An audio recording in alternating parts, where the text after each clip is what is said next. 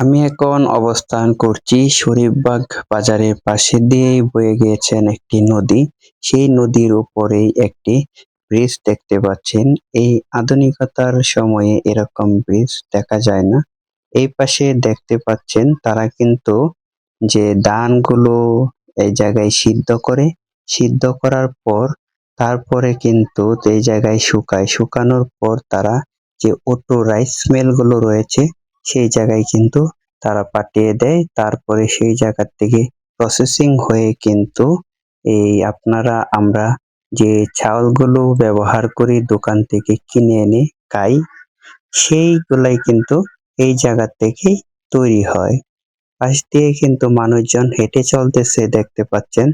তারা এখান দিয়ে হেঁটে হেঁটে চাইলেই কিন্তু এই পাশে কিছু জায়গা করা আছে, যে জায়গাটিতে দাঁড়িয়ে তারা প্রাকৃতিক যে দৃশ্যগুলো সেগুলো কিন্তু উপভোগ করতে পারে।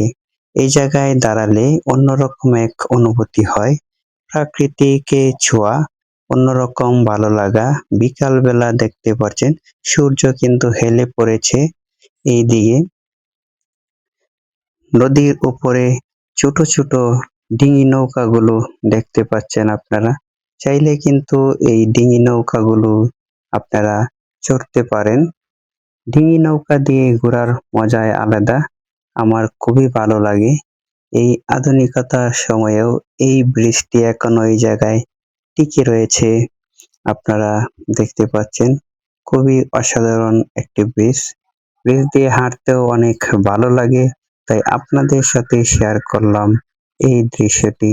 আপনাদের এলাকায় এরকম রয়েছে কিনা অবশ্যই কমেন্টসে জানাবেন।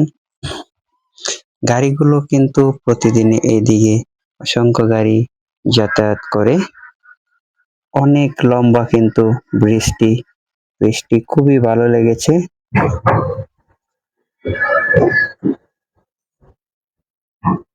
আপনারা দেখতে পাচ্ছেন অসম্ভব সুন্দর একটি জায়গা করে রেখেছেন। এই জায়গায় দাঁড়িয়ে আপনারা দেখতে পারবেন প্রাকৃতিক সেই সুন্দর দৃশ্যগুলো।